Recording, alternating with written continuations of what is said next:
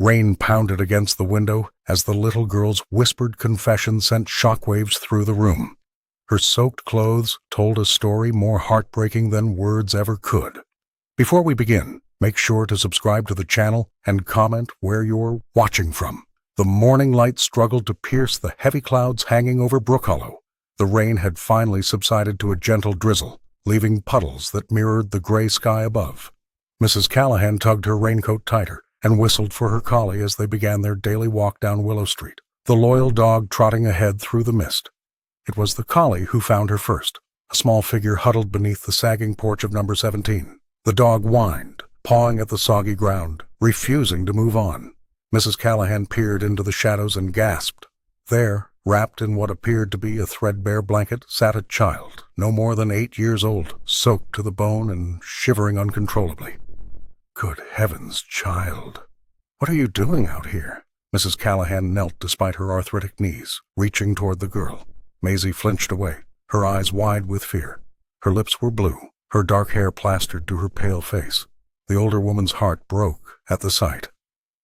I'm not going to hurt you, sweetheart. I promise. She extended her hand slowly, the way she might approach a wounded animal. I'm Eleanor Callahan. I live just down the street. The child remained silent, clutching the wet blanket. Minutes passed before she finally accepted Mrs. Callahan's outstretched hand. When she spoke, her voice was barely audible, a whisper carried on the morning breeze.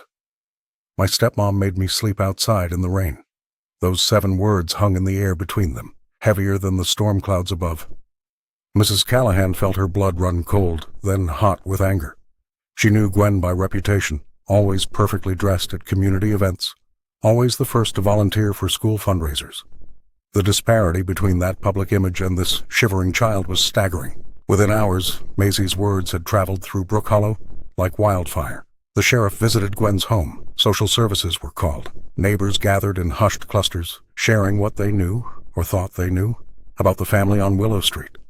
By midday, the town was abuzz with speculation. Who would take the child? What would happen to Gwen? The questions multiplied as rapidly as the rumors. Then, at precisely 2 o'clock, a black sedan with tinted windows rolled slowly down Willow Street. Every curtain on the block twitched as the expensive vehicle came to a stop in front of number 17. The driver's door opened, and a tall figure emerged. Maxwell Greer stepped onto the sidewalk, his tailored suit a stark contrast to the modest surroundings. Those old enough to remember whispered his name in disbelief. The foster boy who'd left Brook Hollow decades ago had returned, now a millionaire whose face occasionally graced business magazines. He walked purposefully toward the house, his expression unreadable. The town held its collective breath, sensing that the careful balance of old resentments and new rumors was about to be irrevocably disturbed. Maxwell Greer stepped out of his black sedan, his expensive shoes sinking slightly into the rain-soaked lawn. The residents of Brook Hollow who had gathered around Mrs. Callahan's discovery fell silent. Some recognized him immediately. The foster boy who'd once lived in the dilapidated house at the end of Maple Street now returned as a man of considerable means. Max Greer, whispered someone in the crowd. Never thought we'd see him back here. The millionaire ignored the murmurs, his focus entirely on the small, shivering girl wrapped in Mrs. Callahan's threadbare blanket. He approached slowly, careful not to frighten Maisie further. 25 years had passed since he'd left this town behind, vowing never to return to the place that had shown him so little kindness during his youth. Hello, he said softly, kneeling to meet Maisie at eye level, unconcerned about the mud staining his tailored pants. My name is Maxwell. The child regarded him warily, clutching the blanket tighter around her thin shoulders. Her eyes, wide and cautious, reminded him of his own reflection from long ago. A child familiar with disappointment, expecting the worst from adults. I heard what happened, he continued, his voice steady despite the emotions churning beneath his composed exterior. No one should have to sleep in the rain. Mrs. Callahan stood protectively near Maisie, her collie sitting alert at her feet. You've been gone a long time, Max, she said, the only person present who addressed him with familiarity. He nodded without looking up. Some places leave marks that never fade. Turning back to Maisie, the recluse reached into his coat pocket and produced a small, colorful sketchbook and a set of pencils. I thought you might like these, he said, offering them to her without pressure. After a moment's hesitation, Maisie reached out, her fingers closing around the gift. I have a warm, dry house, Maxwell told her, with plenty of room. Would you like to pack your things and come stay there while we figure this out? The gathered neighbors exchanged glances, unsure what to make of this unexpected intervention. Max Greer had vanished decades ago, a troubled foster kid who'd escaped Brook Hollow's suffocating judgment. Now he had returned, successful but guarded, offering sanctuary to another child the town had failed to protect. For Max, this moment transcended simple charity. In Maisie's situation, he saw echoes of his own past, the vulnerability, the betrayal by those meant to provide care. By extending his hand to her, he was also reaching back through time to the abandoned boy he once was, beginning a journey that would force him to confront the ghosts he'd spent a lifetime outrunning. Maxwell Greer wasted no time. Within 24 hours of finding Maisie huddled beneath that rain-soaked porch, he had assembled a team of 3 attorneys and filed emergency custody papers. The courthouse in Brook Hollow hadn't seen such swift legal action in decades. This is a clear case of neglect, Max explained to Judge Holloway, his voice steady but charged with urgency. The child was locked outside during a thunderstorm. We're requesting immediate temporary custody while authorities investigate.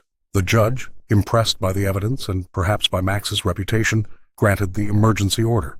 Social services launched an investigation, interviewing neighbors and examining the conditions at Gwen's home on Willow Street. Gwen, however, was not surrendering without a fight. She arrived at community gatherings with reddened eyes and practiced vulnerability, telling anyone who would listen about the terrible misunderstanding. Maisie was only outside for a moment, she insisted to a cluster of sympathetic neighbors at the local grocery store. She's always been prone to exaggeration, and now this stranger, this man who abandoned our town years ago, thinks he can just take her. Her performance worked on some. Whispers spread through Brook Hollow, dividing loyalties and creating confusion. Several longtime residents who remembered Max only as that troubled foster kid began questioning his motives. Meanwhile, Maisie settled into Max's restored Victorian home at the edge of town. The house stood as a contradiction, beautifully renovated yet haunted by memories. Max had purchased it 6 months earlier, though no one understood why he would buy the very place that held his darkest childhood moments. For Maisie, the spacious bedroom with its bay window and lavender curtains felt like something from a dream. She ran her small fingers along the freshly painted walls, marveling at having an entire room to herself. "Is this really where I'm staying?" she asked, her voice barely above a whisper. "For now," Max replied, careful not to make promises the courts might not let him keep. "You're safe here." At night, when rain tapped against the windows, Maisie no longer trembled. Instead, she listened to the sound from beneath warm blankets, gradually understanding the difference between being in the rain and being sheltered from it. Throughout Brook Hollow, speculation ran wild. The local diner buzzed with theories about Max's sudden return after 20 years away. Some suggested he was seeking revenge against the town that had failed him. Others wondered if he knew Maisie somehow, if there was more to this story than a random act of kindness. What no one yet realized was how deeply the fates of the millionaire and the little girl were already intertwined, and how completely their arrival would transform the sleepy rhythms of Brook Hollow forever. Maisie Peterson woke on her 3rd morning in Maxwell, Greer's home, momentarily disoriented by the unfamiliar ceiling. The bed was softer than any she'd slept in before, with blankets that smelled of lavender rather than mildew. For a moment, fear gripped her. Was this just another dream she'd wake from to find herself back under the porch? The gentle patter of rain against the window grounded her. This was real. She was safe. Max had given her the sunniest bedroom in the house, though sunshine had been scarce since her arrival. He'd stocked it with books, stuffed animals, and, most precious to her, a set of professional art supplies. The small girl approached these treasures cautiously at first, as if they might be taken away at any moment. "You can use as much paper as you want," he had told her, his voice gentle but awkward, like someone unaccustomed to speaking to children. "There's plenty more." By the 4th day, Maisie's drawings covered the small desk. Her artwork revealed what her words could not, dark sketches of rain-soaked nights and huddled figures, but also increasingly images of hope. A warm bed with a mountain of pillows, raindrops that stayed outside where they belonged, and a tall figure standing protectively nearby. Max found himself studying these pictures when she wasn't looking. The millionaire recognized the healing happening through each crayon stroke and pencil line. He'd never had such an outlet for his own childhood trauma, bounced between foster homes where art supplies were an unimaginable luxury. "Who's this man in your drawings?" he asked one evening, pointing to a recurring figure with kind eyes. "My daddy," she whispered, "before he got sick." The wealthy recluse nodded, saying nothing more but understanding everything. He'd been researching therapists specializing in childhood trauma, determined to give her what he never had: professional help and unwavering support. At night, when thunderstorms rolled through Brook Hollow, Maisie would tense at the first rumble. Rain had been her enemy, the weapon Gwen wielded against her. But in this house, with its solid walls and watertight roof, the sound transformed. The rhythmic drumming on the tin roof became almost musical, a lullaby rather than a threat. One particularly stormy evening, Max found her not hiding under the bed as he'd feared, but sitting by the window, watching the downpour with curious eyes. "The rain sounds different here," she observed. "How so?" he asked, settling beside her. "It's singing instead of shouting." He smiled, recognizing the poet in her. They sat together in comfortable silence, two survivors finding unexpected peace in the storm. Gwen arrived at the courthouse dressed in a pale blue sweater that made her look vulnerable and motherly. Her eyes were rimmed with red, her hands trembling just enough to be noticed as she dabbed at tears with a tissue. The performance was flawless. "I just want my little girl back," she told the judge, her voice breaking at precisely the right moment. "This has all been a terrible misunderstanding." The custody petition she filed painted a very different picture than the one Maisie had whispered that rainy night. According to Gwen, Maisie had been playing outside and simply lost track of time. The child had always been prone to exaggeration and seeking attention, phrases that made Maxwell Greer's jaw tighten as he sat across the courtroom. "She's manipulating everyone," Max told his lawyer during a recess. "I lived in that group home where she supervised. I know exactly who she is." But Brook Hollow was a town that valued appearances, and Gwen had cultivated hers carefully. Several neighbors testified about her devotion to her stepdaughter, recalling bake sales she'd organized and how she always dressed Maisie in such adorable outfits. The community began to split into factions, those who believed the child's story and those who thought Max was overstepping. While the legal battle intensified, Max focused on creating stability for Maisie. He enrolled her in Brook Hollow Academy, a private art school with small classes and teachers trained to work with traumatized children. The tuition cost more than what most residents of the town earned in months, which only fueled resentment among Gwen's supporters. "Who does he think he is, swooping in with his money?" Mrs. Peterson whispered loudly at the grocery store. "That poor woman is suffering while some millionaire plays hero." But others saw through Gwen's act. Mrs. Callahan and her collie became regular visitors at Max's home, bringing homemade cookies and gentle encouragement for Maisie. The elderly woman had been the first to find the child that rainy night, and she hadn't forgotten the terror in those small eyes. "Some people in this town would rather believe a pretty lie than an ugly truth," she told Max one afternoon as they watched Maisie's sketch in the garden. "But that child is blooming here with you. Anyone with eyes can see it."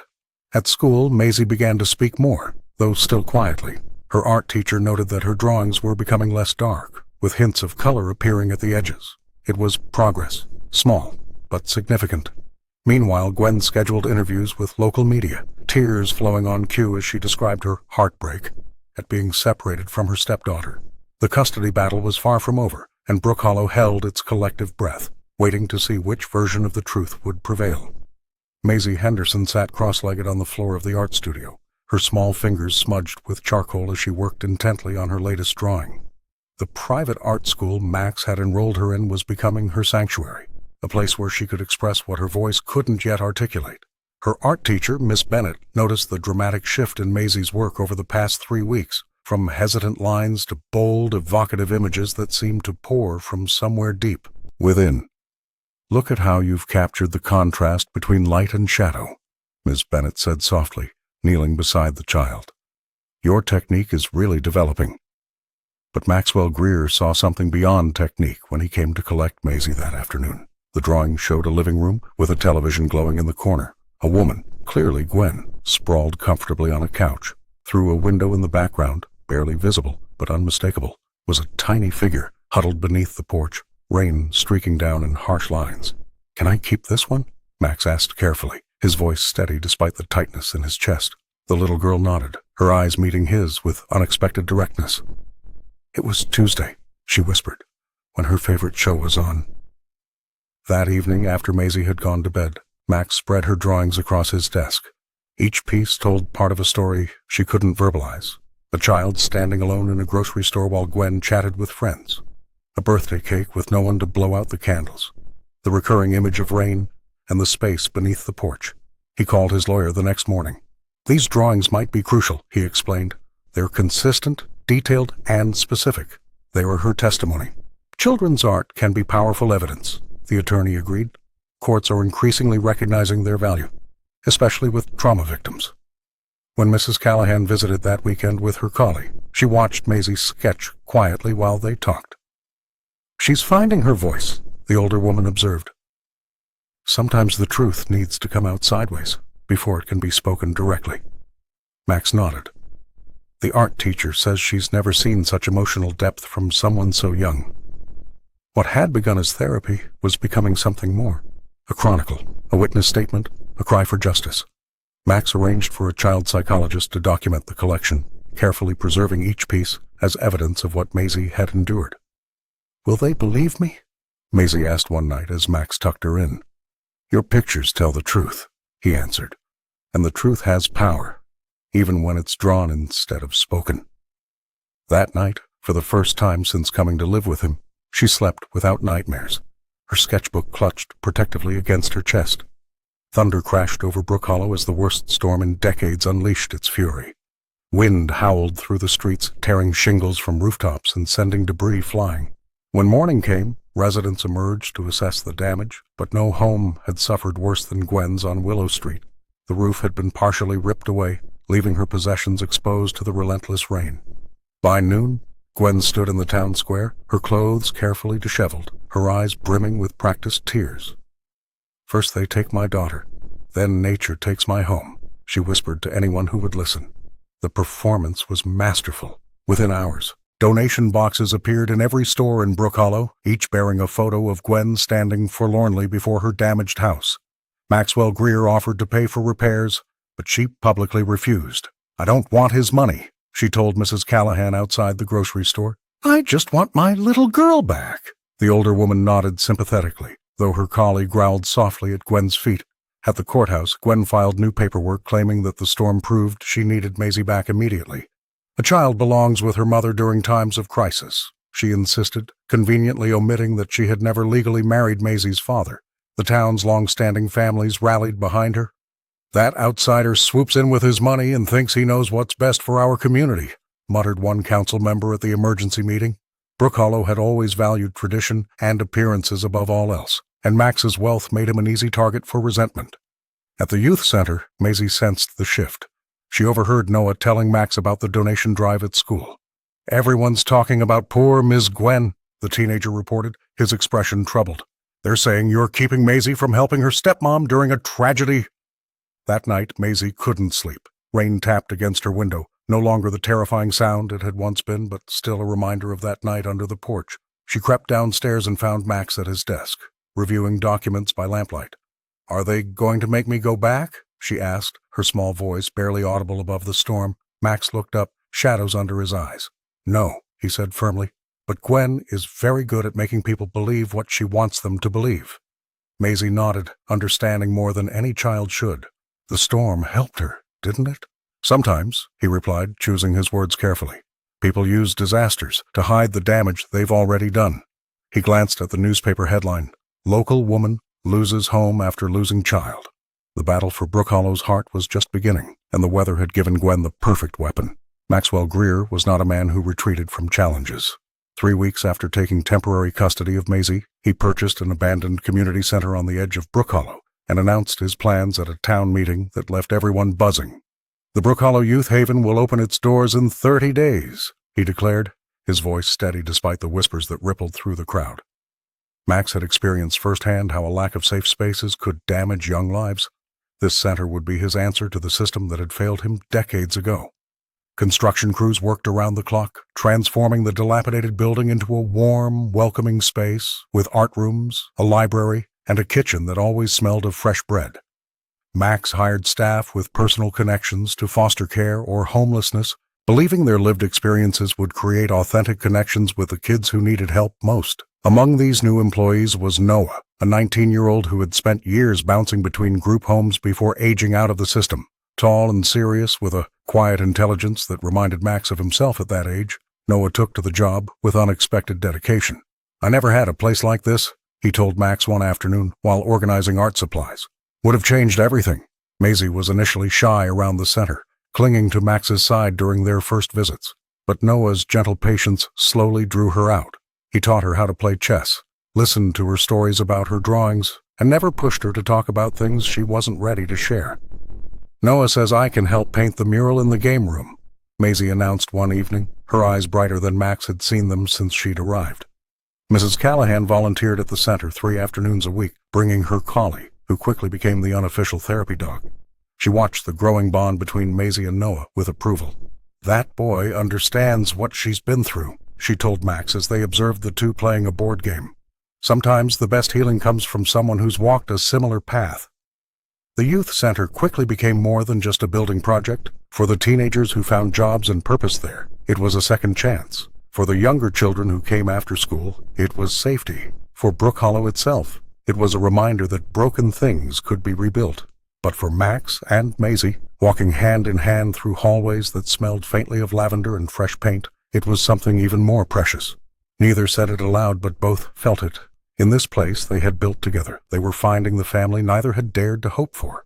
Brook Hollow's only newspaper, the Gazette, rarely published anything more controversial than zoning disputes or weather forecasts. That changed when Eliza Montgomery, a young reporter with metropolitan ambitions, began investigating Maxwell Greer's sudden return to town. "There's something about this custody case that doesn't add up," she told her editor, poring over old town records and yearbooks. Her persistence paid off when she discovered a connection that sent shockwaves through the community. Eliza's front-page story revealed that Gwen had once worked as a supervisor at Pinewood Group Home, the very institution where Max had spent 3 miserable years as a teenager.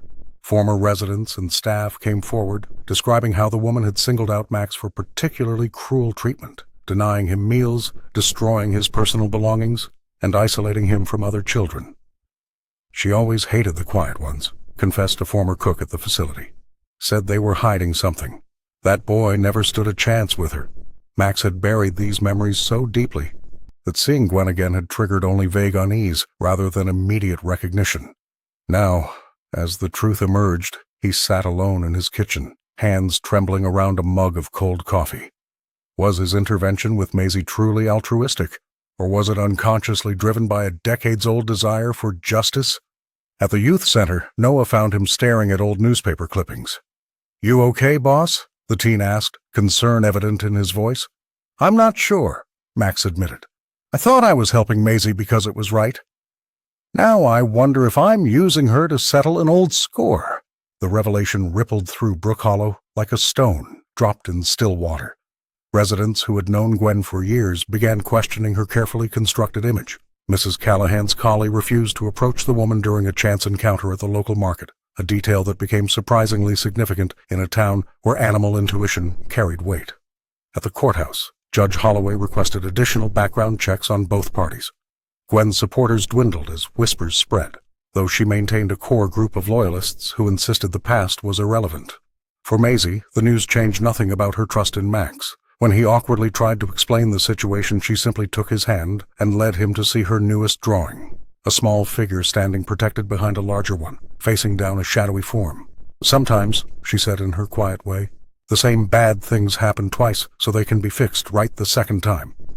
The custody battle intensified. Gwen hired a high-powered attorney from the city, while Max's team prepared to use this new evidence in court. The town held its breath, waiting to see which version of the truth would ultimately prevail. The nightmare always started the same way. Maisie would be drawing peacefully in Max's living room, when suddenly he would look at her with cold, distant eyes. "I've changed my mind," he would say, his voice unfamiliar. "You're too much trouble." Then he would walk out, locking the door behind him, leaving her alone as rain began to leak through the ceiling. She woke with a start, her small body drenched in sweat. Thunder rumbled outside and rain lashed against her bedroom window. The storm mirrored the turmoil in her heart. 3 weeks with Maxwell Greer had been wonderful, but the fear remained. What if he got tired of her? Just like everyone else. Maisie slipped from her bed, clutching her newest sketchbook. The house creaked and groaned under the assault of the storm. Max's bedroom door was closed. He was probably asleep. Without making a sound, she unlocked the back door and stepped into the downpour. The rain soaked through her pajamas instantly, but she hardly noticed. Her feet carried her through the familiar streets of Brook Hollow, past darkened houses where families slept peacefully. She had only one destination in mind, the porch on Willow Street where Mrs. Callahan had found her that fateful morning. When she arrived, Maisie crawled beneath the sagging structure, huddling in the same corner where she had spent so many nights. The space felt smaller now, but somehow safer than the uncertainty of hoping for a permanent home. Across town, Max woke to check on Maisie, a habit he'd developed since her arrival. Finding her bed empty sent a bolt of panic through him. He called her name, searching room after room before noticing the unlocked back door. "Noah," he shouted into his phone, "Maisie's gone. Meet me at the youth center in 5 minutes." For 2 hours, Max drove through the storm-lashed streets, his headlights cutting through sheets of rain. Noah and 3 other teens from the center searched on foot, checking every place a frightened child might hide. It was Mrs. Callahan who called him. "Maxwell," she said, her voice steady despite the hour. "My collie's barking at something under the old Jenkins porch on Willow." "I think you should come." When Max arrived, he didn't hesitate. He dropped to his knees and peered under the porch. There she was, shivering, her sketchbook clutched protectively to her chest. "Maisie," he whispered, extending his hand. The child looked up, her eyes wide with fear and hope. "I thought you might not want me anymore." Max removed his coat and reached further under the porch, wrapping it around her trembling shoulders. "Listen to me," he said, his voice low and fierce. "I will never, ever leave you behind. Not today, not tomorrow, not ever." He gathered her into his arms, this small, brave girl who had endured so much. "Let's go home," he murmured against her wet hair. "Our home." Judge Eleanor Holloway's decision sent shockwaves through Max's household. Despite the growing pile of evidence against Gwen, the court had granted her temporary visitation rights, 2 days every other weekend. Maxwell Greer paced the living room floor, his face etched with worry as he explained the ruling to Maisie. "Just for a little while," he promised, kneeling to meet her eyes. "I'll pick you up Sunday evening." Maisie nodded, clutching her sketchbook to her chest. The worn spiral binding held every drawing she'd created since coming to live with Max, her safe haven captured in charcoal and colored pencil. "Can I take this with me?" she asked quietly. "Of course," Max replied. "Your art goes wherever you go." The weekend crawled by for Max. He called twice daily as permitted by the court order, but Gwen answered each time, her voice syrupy sweet as she assured him Maisie was just fine, but too busy playing to come to the phone. Something in her tone made his stomach twist. Sunday evening, Max arrived at Gwen's house on Willow Street 15 minutes early, knocking firmly on the door. Gwen appeared, all smiles for the neighbors who might be watching. "She's just gathering her things," the woman said, blocking the entrance. When Maisie finally emerged, her face was blank, her eyes red-rimmed. She climbed silently into Max's sedan, clutching her backpack, but not her sketchbook. The drive home was quiet, the child staring out the window at the gathering rain clouds. It wasn't until they reached home that Maisie unzipped her backpack and pulled out the remains of her beloved sketchbook. Pages torn and crumpled, drawings ripped to pieces. "She said I was making up stories," Maisie whispered, tears finally breaking free. "She said I needed to stop lying about her." Max gathered the child in his arms, rage and helplessness warring within him. This wasn't just destruction of property. It was the deliberate erasure of Maisie's truth, her voice, her healing. The next morning, Mrs. Callahan arrived with her collie and a brand-new art set, premium colored pencils, watercolors, and a leather-bound sketchbook with a tiny lock. "Some stories are just for you," the older woman told Maisie, demonstrating how the key worked. Noah stopped by after his shift at the youth center, bringing pizza and stories about the new mural they were painting. "Maybe you could help design the next one," he suggested, his casual tone belying the protective glance he shot toward Max. That evening, Maisie opened her new sketchbook and began to draw. First torn pages, then a small figure holding something whole and new. The rain tapped gently against the windows, but inside, surrounded by her growing circle of protectors, Maisie was warm and dry. The old wallpaper in Maxwell Greer's childhood home had begun to peel in the corner of what was now Maisie's bedroom. Max had been meaning to renovate the space properly, make it truly hers with fresh paint and her favorite colors, but the custody battle had consumed his time and resources. Today, however, with Maisie at art school, he finally had a moment to begin the transformation. As he carefully pulled at a loose section of the faded floral pattern, something fluttered to the ground. Max bent down to retrieve what appeared to be an old photograph, its edges yellowed with age. He wiped away the dust with his thumb, and his heart nearly stopped. "That's impossible," he whispered to the empty room. The photograph showed 4 young men standing outside this very house. 2 he recognized immediately, himself and his estranged brother, Thomas. But it was the third man who made his blood run cold.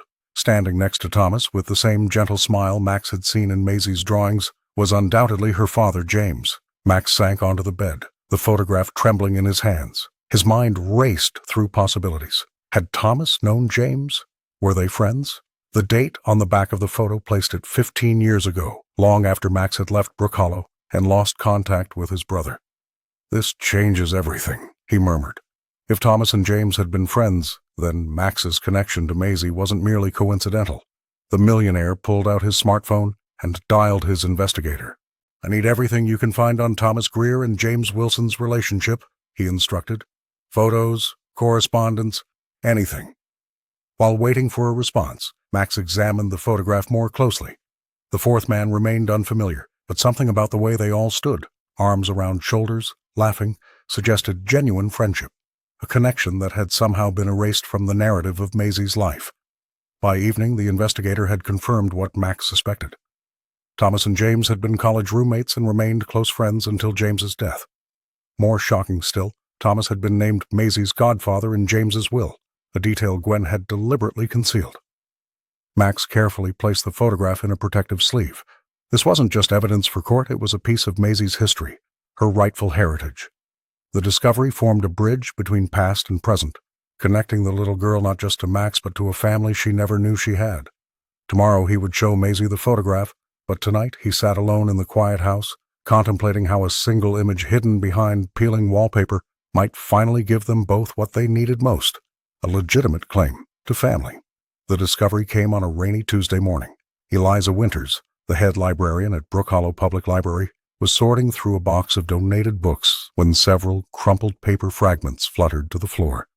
As she smoothed them out, her eyes widened in recognition. These weren't random scraps, but torn pages from a child's sketchbook. "These are Maisie's drawings," she whispered, recognizing the distinctive style from the youth center's art display. The librarian immediately called Maxwell Greer. Within the hour, Max arrived at the library, his face tense as he examined the recovered fragments. Each page told a piece of Maisie's story, sketches of a small figure huddled beneath a porch while rain poured down, a woman watching television inside a warm house, oblivious to the child outside. "Who donated these books?" he asked, his voice carefully controlled. Eliza checked her records. They came from Willow Street, Gwen's address. The discovery was damning. Gwen hadn't simply destroyed Maisie's artistic outlet. She had attempted to dispose of evidence. Max's attorney immediately filed a motion to enter the torn pages as evidence in their ongoing custody battle. Meanwhile, Noah had been helping Max's investigative team by discreetly asking questions around town. His efforts led to an unexpected breakthrough when he overheard 2 teenagers at the youth center discussing a house they'd cleaned for that lady fighting for custody of the little artist. "It wasn't even in Brook Hollow," one of them had said. "It was this fancy place near Riverdale." This casual conversation sparked a thorough investigation. Within days, Max's team uncovered property records showing Gwen owned a second home, a luxury condominium in Riverdale, 40 miles from Brook Hollow. Financial records revealed she spent 3 to 4 nights a week there, directly contradicting her sworn testimony about being Maisie's full-time caregiver.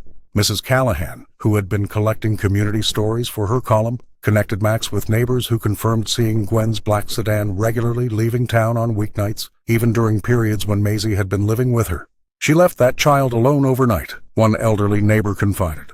"I could see the little one's bedroom light on till morning sometimes." The dual revelations, the torn sketchbook pages and the secret residence, transformed the custody case.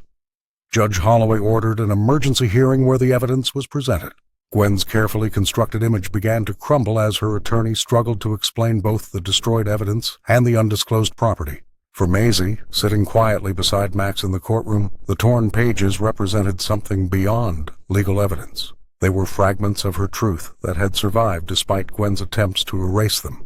just as she herself had survived, finding her voice through art and the support of her growing circle of protectors. Maisie Greer's artwork transcended the boundaries of Brook Hollow when Young Creators Monthly featured her rain-drenched illustrations in their September issue. The editor had discovered her pieces during a visit to the private art school's exhibition and was immediately captivated by the raw emotion conveyed through simple charcoal lines. The publication's 4-page spread showcased Maisie's most poignant drawings. A small figure huddled beneath a porch while raindrops fell like tears, a child staring through a window at a family she couldn't join, and finally a girl standing in sunshine after the storm. These images speak volumes about resilience, the magazine wrote. The young artist transforms pain into beauty with remarkable clarity. The national attention brought reporters to the quiet streets of Brook Hollow. Television vans parked outside the courthouse, and journalists requested interviews with Maxwell. The millionaire declined most, protecting his niece from excessive exposure, but allowed one carefully monitored conversation where Maisie could speak about her art rather than her trauma. "I like drawing rain now," she told the reporter, her voice soft but steady. "It's not scary anymore because I'm inside when it falls." At the youth center, activity doubled as curious visitors and supportive community members arrived with donations and questions. Noah managed the increased traffic with surprising diplomacy, directing resources where needed while shielding the children from unwanted attention. Meanwhile, Mrs. Callahan launched Brook Hollow Voices, a weekly column in the local newspaper. The first edition featured an anonymous account that everyone recognized as Maisie's story, though names were changed to protect her privacy. The elderly woman's eloquent writing captured both the child's suffering and her journey toward healing. "Our town prides itself on tradition and appearances," she wrote in her conclusion. "But what traditions are we preserving when we look away from a child shivering in the rain? What appearances matter more than the truth?" The column sparked heated debates at the diner, grocery store, and church gatherings. Lifelong residents who had initially supported Gwen began questioning their assumptions. Several families who had witnessed Maisie's neglect but remained silent came forward with statements for the court. Judge Holloway received dozens of letters supporting Maxwell's custody claim. The pressure intensified when 3 former residents of the group home where Gwen had worked contacted Max's attorney with accounts of her cruelty years earlier. In the midst of this growing storm, Maisie continued creating art at the center, surrounded by supportive peers. Her newest drawing showed a house with open windows, rain falling outside, and people gathered safely within. A family formed not by blood alone, but by choice and compassion. The bombshell dropped on a rainy Tuesday afternoon. Maxwell Greer sat across from his financial investigator, staring at documents that confirmed what he had suspected. Maisie's father had established a substantial trust fund for his daughter before his death. The investigator's weathered face tightened as he explained how Gwen had attempted to access these funds multiple times, using falsified guardianship papers. "She never cared about that little girl," Max whispered, his fingers tracing the trust's value. "This was always about the money." The revelation explained Gwen's desperate fight for custody, but it wasn't the only betrayal Max would face that week. The following day, he received a call from Judge Holloway's office announcing an emergency hearing. At the courthouse, Max discovered his own attorney had been compromised, paid handsomely by someone with connections to Gwen. The lawyer had deliberately withheld evidence that would have secured Maisie's placement with her uncle. "The custody arrangement is temporarily suspended pending further investigation," Judge Holloway announced, her voice heavy with reluctance. Max felt the floor shift beneath him as Maisie clutched his hand, her small fingers trembling. "I don't want to go back," she whispered, tears welling in her eyes. That evening at the youth center, Noah found Maisie huddled in the art corner, frantically sketching dark clouds. The teenager sat beside her, his own experiences with the system giving him insight few others possessed. "When I was 9, I lived in 7 different homes," he told her, gently taking a blue crayon and adding a small break in her storm clouds. "But you know what? I survived. And you will too." Noah had become the big brother Maisie never had. He taught her card games during lunch, breaks, and walked her to art class, his protective presence keeping bullies at bay. His own journey from homelessness to stability gave Maisie hope when court proceedings threatened to overwhelm her. Despite the legal setbacks, the youth center flourished. Children from across Brook Hollow found refuge in its lavender-scented halls, their laughter a counterpoint to the serious conversations happening in Max's office as he assembled a new legal team. Mrs. Callahan arrived with her collie and a stack of community signatures supporting Max's guardianship. "Brook Hollow is waking up," she said, placing the petition on his desk. "People are choosing sides, and more of them are choosing yours. Choosing Maisie." As rain tapped against the windows, Max watched Noah teaching Maisie to build a house of cards. Fragile, precarious, but standing nonetheless. In that moment he understood that family wasn't just about blood or legal documents. It was about who stayed when the storms came. The Fall Harvest Festival transformed Brook Hollow's town square into a tapestry of autumn colors. Pumpkins lined cobblestone paths, while the scent of cinnamon and apple cider hung in the crisp air. Maxwell Greer watched Maisie dart between booths, her face alight with excitement that had been absent for too long. "Max, look!" she called, pointing to the youth center's art display where her own drawings hung prominently. The millionaire smiled, but his joy was tempered by whispers reaching his ears.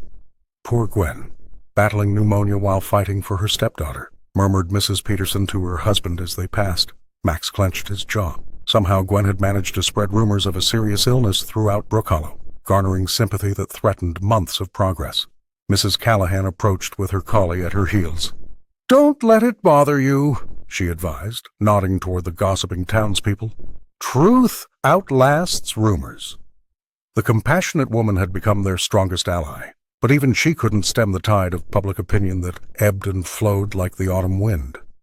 Several festival-goers, who had previously supported Max, now cast doubtful glances his way.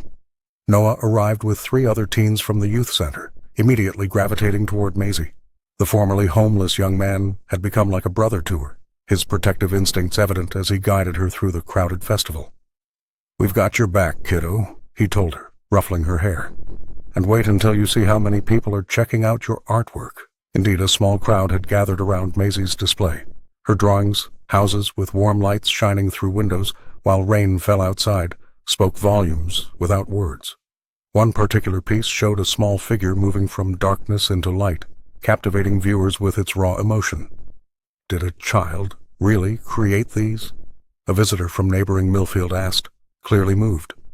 Max stood back, watching as Maisie hesitantly approached her own exhibit. The child who had once been too frightened to speak now answered questions about her art with quiet confidence. Each conversation chipped away at Gwen's carefully constructed narrative. "My stepdaughter has such talent," came a familiar voice that sent ice through Max's veins. Gwen had appeared, looking appropriately frail and supported by the arm of Judge Holloway's wife. Her performance was masterful. Pale makeup, a slight tremor in her hand, and a handkerchief clutched dramatically. But Maisie didn't flinch. Instead, she looked directly at her former stepmother and said clearly, "These drawings tell my story." The simple statement hung in the air, powerful in its authenticity. Several onlookers shifted uncomfortably, their allegiances visibly wavering as they looked between Gwen's theatrical fragility and Maisie's quiet strength. Max moved protectively toward his niece, but Noah was already there, standing beside her with unwavering support. In that moment, surrounded by her art and her newfound family, Maisie had never looked stronger. The courthouse buzzed with whispers as Judge Holloway shuffled through the newly submitted documents. Maxwell Greer sat rigid beside his attorney, his eyes fixed on the manila folder that had just upended everything. Across the aisle, Gwen's carefully constructed facade began to crumble. "The court has verified these marriage records," the judge announced, her voice cutting through the tension. "There is no legal documentation of marriage between Gwendolyn Peters and Thomas Winters, Maisie's father." The revelation hit the courtroom like a thunderclap. Max watched as Gwen's face drained of color. Without legal marriage, her claim as Maisie's stepmother held no weight. The little girl who had been silently drawing beside Mrs. Callahan looked up, confusion in her eyes. "This fundamentally changes Maisie's legal status," Max's attorney explained later at his restored childhood home. "She's technically been abandoned by her only legal guardian when her father died. Gwen never had legal rights to her." Max paced across the hardwood floors, processing the implications. "So what happens now?" "We file for permanent custody immediately," the lawyer replied, organizing his papers. "But there's something else you should see." The second revelation came in the form of a birth certificate and a faded photograph. Max's hands trembled as he held the documents. Thomas Winters, Maisie's father, was listed as the son of Elizabeth and Harold Winters, the same parents who had raised Max before he entered foster care. "Thomas was your brother, Max," the attorney said gently, "which makes you Maisie's biological uncle." The weight of this truth nearly brought Max to his knees. Memories flooded back. A baby brother he barely remembered. A family fractured by tragedy. His parents had never spoken of Thomas after the divorce. The brother his family had erased from their story. That evening, Max sat with Maisie on the porch swing, rain pattering softly on the roof above them. Noah had taken the collie for a walk, giving them privacy for this conversation. "I have something important to tell you," Max began, his voice uncharacteristically soft. "I just found out that your dad was my little brother." Maisie's eyes widened. "So you're my uncle? For real?" Max nodded, emotion tightening his throat. "I didn't know until today. But yes, we're family, not just because I care about you, but by blood." The little girl was quiet for a long moment, processing this revelation in her own way. Then she reached for her sketchbook and began to draw. A small figure, and a tall one, holding hands beneath an umbrella. "I knew it," she whispered finally. "I always felt like I belonged with you." This revelation wasn't just paperwork. It was destiny. Max wasn't simply Maisie's protector anymore. He was her family, the uncle who had found her against impossible odds. The realization cemented his resolve.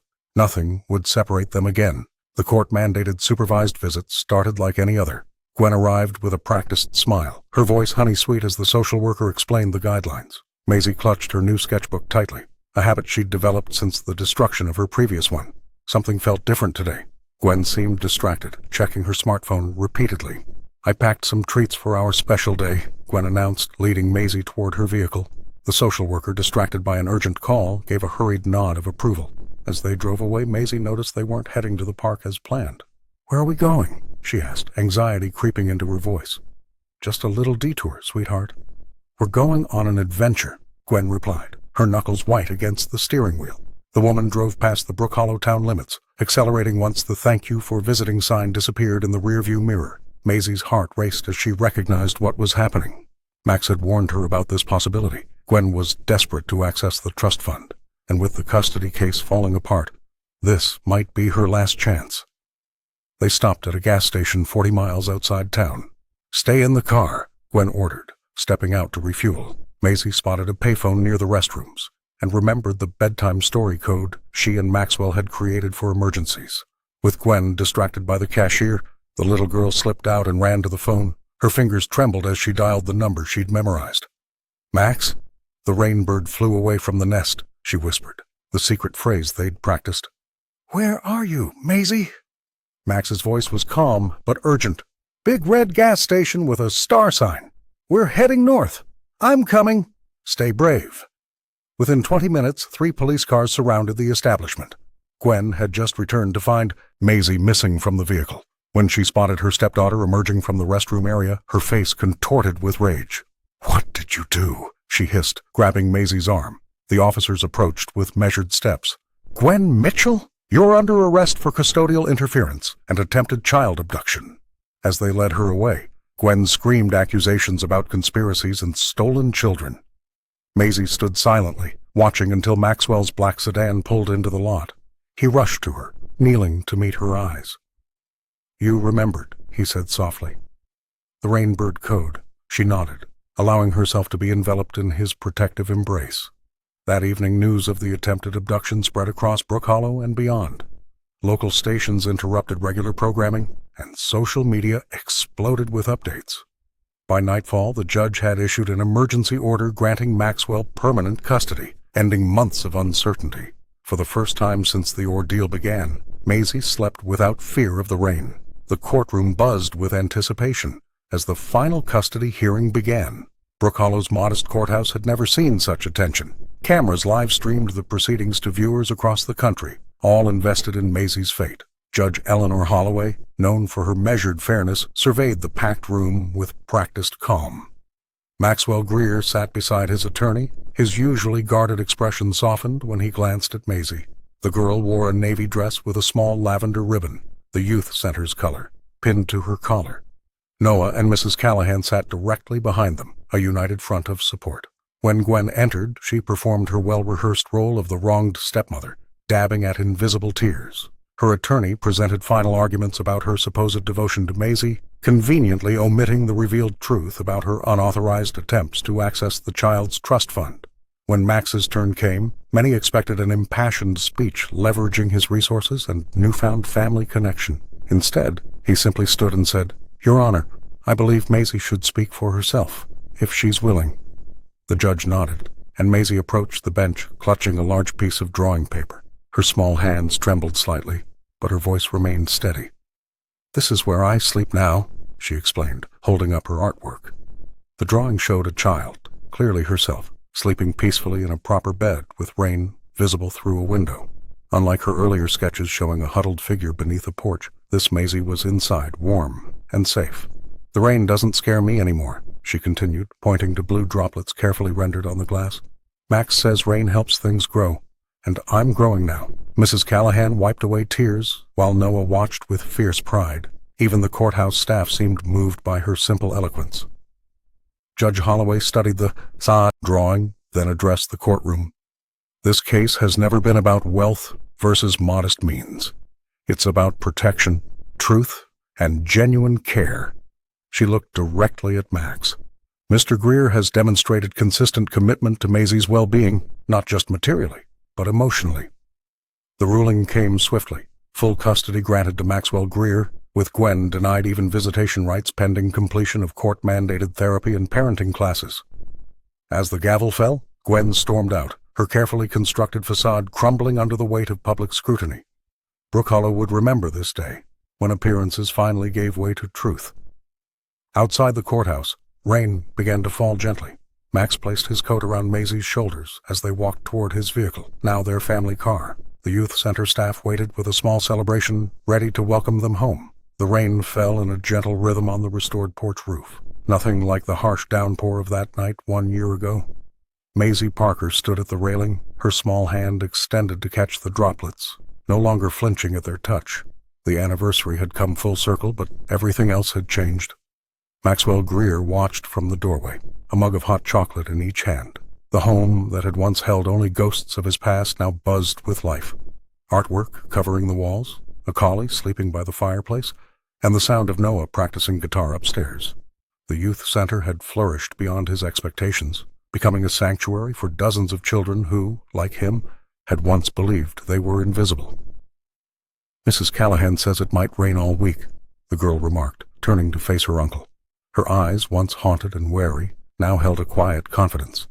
The latest issue of Brook Hollow Voices sat on the side table, featuring her newest series of drawings. Children playing in puddles, rainbows arching over the youth center, umbrellas transformed into magical vessels. Max handed her the steaming mug. "The garden could use it," he replied, joining her at the railing. The flower beds they had planted together in spring were now bursting with color, defiant against the gray sky. Inside, the phone rang. Noah answered, his voice carrying through the open door as he confirmed details for tomorrow's art exhibition. Maisie's work would be featured alongside other young artists from the center, her journey from silence to expression complete. The court case had finally concluded 3 months ago. Gwen had pleaded guilty to lesser charges in exchange for relocating permanently out of state. The trust fund Maisie's father had established was now properly managed, set aside for her education and future. "I had a dream last night," Maisie said quietly, sipping her chocolate, "about the porch on Willow Street. But this time, I wasn't alone or scared." Max nodded, understanding the significance. Her nightmares had gradually transformed, healing alongside her heart. A car pulled into the driveway, Mrs. Callahan arriving with her famous apple pie and a folder of new stories for her column. The collie perked up, recognizing the sound of her vehicle. Maisie turned her face up to the rain again, letting it kiss her cheeks without fear. "I don't mind the rain anymore," she said with a small smile that reached her eyes. Max wrapped an arm around her shoulders, feeling the weight of their shared journey in that simple gesture. "That's because now," he replied softly, "you're inside." The words hung between them, meaning so much more than shelter from a storm. They meant family. They meant home. They meant that neither of them would ever again face the rain alone.